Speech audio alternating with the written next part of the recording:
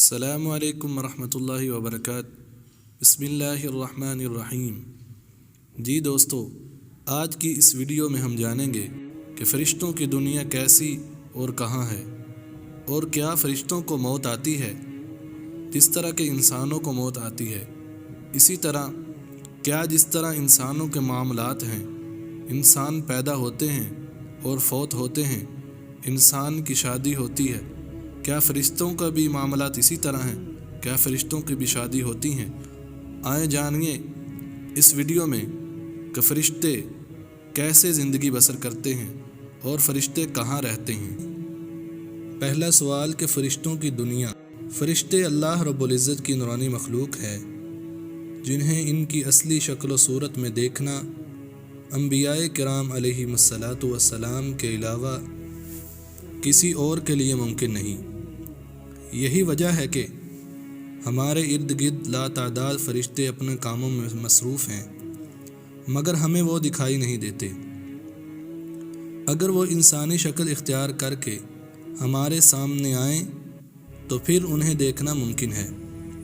انسان کی نسبت فرشتے بہت ہی عظیم مخلوق ہیں، اور ان میں بھی چھوٹے ہیں، بعض بڑے فرشتے ہیں۔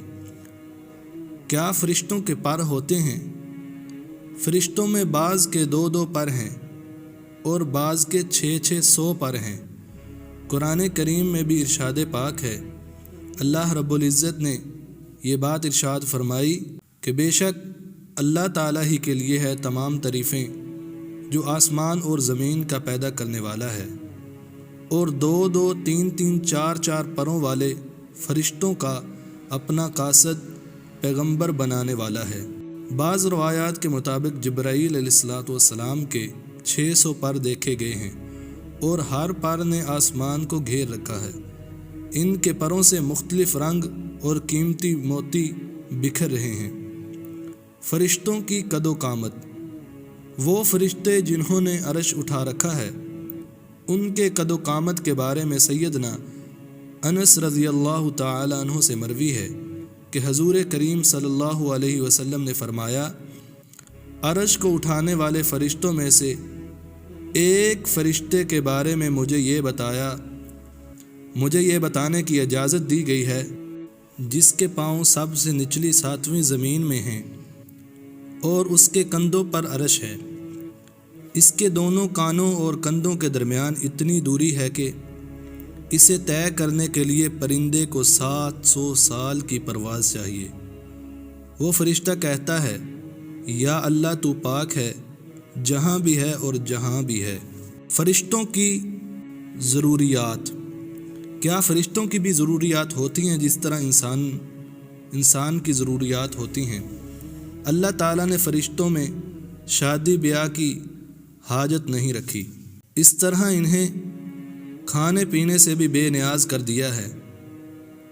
اس کی وضاحت قرآن مجید میں مذکورہ سیدنا ابراہیم علیہ السلام کے اس واقعہ سے ہوتی ہے، جس میں یہ ہے کہ ابراہیم علیہ السلام کے پاس فرشتے آئے۔ آپ علیہ السلام ان کے لیے فوراً گوشت لے کر آئے، مگر انہوں نے اسے تناول نہیں کیا۔ اللہ تعالیٰ نے فرشتوں کو بیماری، سستی، کاہلی، دکھ، تکلیف، تھکاوٹ اور اکتاہٹ وغیرہ سے محفوظ رکھا ہے۔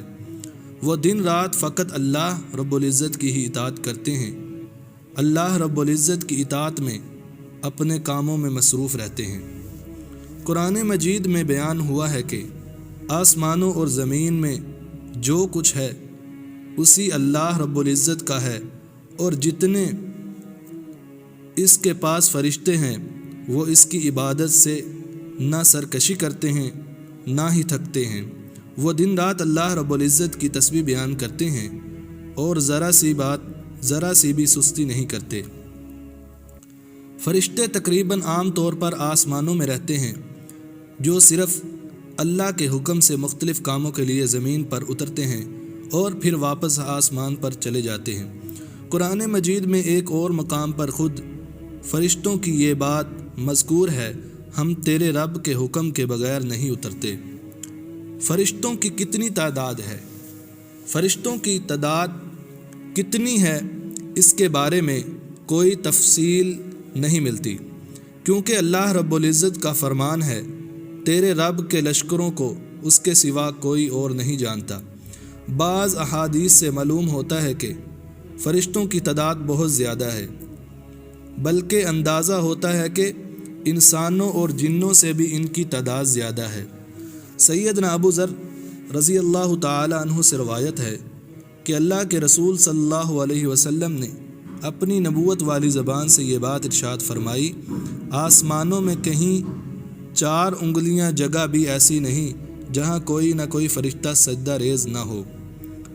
سیدنا عبداللہ بن مسعود رضی اللہ تعالی عنہ سے مروی ہے کہ رسول اللہ صلی اللہ علیہ وسلم نے فرمایا، قیامت کے روز جہنم کو اس حال میں لایا جائے گا کہ اس کی 70 لگامیں ہوں گی، اور ہر لگام کے ساتھ 70,000 فرشتے ہوں گے جو اسے کھینچ رہے ہوں گے، جو اس جہنم کو کھینچ کر لا رہے ہوں گے۔ فرشتوں کی ایک اہم خاصیت یہ بھی ہے کہ وہ اللہ رب العزت کے حکم سے اپنی شکل و صورت کے علاوہ کوئی اور صورت بھی اختیار نہیں کر سکتے۔ یہ صورت کسی ایسے انسان کی بھی ہو سکتی ہے جسے دیکھنے والے پہچان لیں۔ انسانوں کے علاوہ کسی اور جاندار کی صورت اختیار کرنے کی فرشتوں کو طاقت ہے یا نہیں، اس کے بارے میں قرآن و سنت میں کوئی صراحت یا ذکر نہیں ملتا۔ البتہ ان کی انسانی شکل اختیار کرنے کے واقعات ضرور ملتے ہیں، جن سے یہ اندازہ ہوتا ہے کہ فرشتے اللہ رب العزت کے حکم سے دیگر شکلیں بھی اختیار کر سکتے ہیں۔ سیدنا ابراہیم علیہ السلام کے پاس فرشتے انسانی شکل میں آئے، اور ابراہیم علیہ السلام ان فرشتوں کو پہچان نہ پائے۔ پھر فرشتوں کے بتانے پر آپ علیہ السلام کو معلوم ہوا کہ یہ انسان نہیں ہے بلکہ فرشتے ہیں۔ سیدہ مریم علیہ السلام کے پاس جبرائیل امین علیہ السلام انسانی شکل میں تشریف لائے تھے، اور جبرائیل امین علیہ السلام سوائے 2 مرتبہ کے ہر مرتبہ نبی کریم صلی اللہ علیہ وسلم کے پاس انسانی شکل میں تشریف لائے۔ فرشتوں کی طاقت کتنی ہے؟ اللہ تعالیٰ نے فرشتوں کو انسانوں اور جنوں سے کئی گنا زیادہ قوت و طاقت عطا فرمائی ہے۔ جس طرح کہ نبی صلی اللہ علیہ وسلم نے جب طائف کے مقام پر وہاں کے لوگوں کو اسلام کی دعوت پیش کی تو آپ صلی اللہ علیہ وسلم پر وہاں کے لوگوں نے ظلم و جبر کی انتہا کر دی، اور حضور کریم صلی اللہ علیہ وسلم کو لہو لہان کر دیا۔ تو اس مقام پر سیدنا جبرائیل امین علیہ السلام تشریف لائے۔ انہوں نے آواز دی اور کہا کہ اللہ تعالی حضور کریم صلی اللہ علیہ وسلم کے بارے میں آپ کی قوم کی باتیں سن چکا ہے۔ جو انہوں نے آپ کے خلاف اقدام اٹھائے وہ بھی دیکھ چکا ہے۔ آپ کے پاس اللہ تعالیٰ نے پہاڑوں کا فرشتہ بھیجا ہے، آپ ان لوگوں کے بارے میں جو چاہیں اس فرشتے کو حکم دیں۔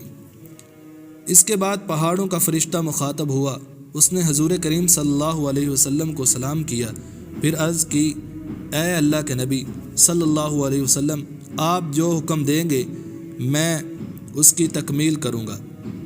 اگر آپ حکم دیں تو میں ان دونوں پہاڑوں کو ملا دوں جن سے یہ پھنس جائیں گے۔ اسی طرح جبرائیل امین علیہ السلام کی قوت اور طاقت کے بارے میں قرآن مجید میں ہے، انہیں حضور کریم صلی اللہ علیہ وسلم کو زبردست طاقت والے فرشتے نے سکھایا ہے جو زور آور ہے۔ فرشتوں کا نظم و ضبط۔ فرشتے اپنے ہر کام میں نظم و ضبط کی پابندی کرتے ہیں، جس میں کسی قسم کی کمی بیشی یا سستی اور کاہلی وغیرہ کا مظاہرہ نہیں کرتے۔ جن فرشتوں کی جب اور جہاں ڈیوٹی شروع ہوتی ہے وہ اس وقت وہاں پہنچ جاتے ہیں اور اسے احسن طریقے سے سر انجام دیتے ہیں۔ فرشتوں کی موت۔ کیا فرشتوں کو بھی موت آتی ہے جس طرح کے انسانوں کو موت آتی ہے؟ کیا فرشتے بھی پیدا ہوتے ہیں جس طرح کے انسان پیدا ہوتے ہیں؟ جس طرح انسانوں کی پیدائش اور موت کے مختلف مراحل ہوتے ہیں، فرشتوں کے لیے یہ مراحل نہیں ہیں، یعنی دنیا میں نئے انسان پیدا ہوتے ہیں اور پہلے موجود انسان موت ہو جاتے ہیں، لیکن اس کے برعکس جب اللہ تعالیٰ نے فرشتوں کو پیدا کیا تب سے وہ زندہ ہیں اور قیامت قائم ہونے تک جب تک اللہ رب العزت چاہیں گے وہ زندہ رہیں گے۔ تب تک اللہ رب العزت کی طرف سے انہیں جو ذمہ داریاں دی گئی ہیں انہیں احسن طریقے سے وہ پورا کرتے رہیں گے۔ لیکن جب قیامت آئے گی تو یہ فرشتے بھی موت سے دوچار ہوں گے۔ پھر ایک ایسا وقت آئے گا جب کائنات میں اللہ رب العزت کے علاوہ کوئی چیز زندہ نہ رہے گی۔ اس صورتحال کو قرآن مجید میں اس طرح بیان کیا گیا ہے: زمین پر جو ہیں سب فنا ہونے والے ہیں، صرف تیرے رب کی ذات جو عظمت اور عزت والی ہے وہی باقی رہے گی۔ اسی طرح ایک اور مقام پر ارشاد پاک ہے: ہر نفس کو مرنا ہے، کل من علیہا فان ویبقى وجہ ربک ذو الجلال والاکرام۔ دوسرے مقام پر فرمایا: کل نفس ذائقۃ الموت۔ کہ دوستو تو ملتے ہیں نیکسٹ ویڈیو میں۔ اگر ویڈیو اچھی لگی ہو تو پلیز ویڈیو کو لائک، چینل پر نئے ہیں تو چینل کو سبسکرائب کر دیں اور کمنٹ میں بتائیں کہ ویڈیو آپ کو کیسی لگی۔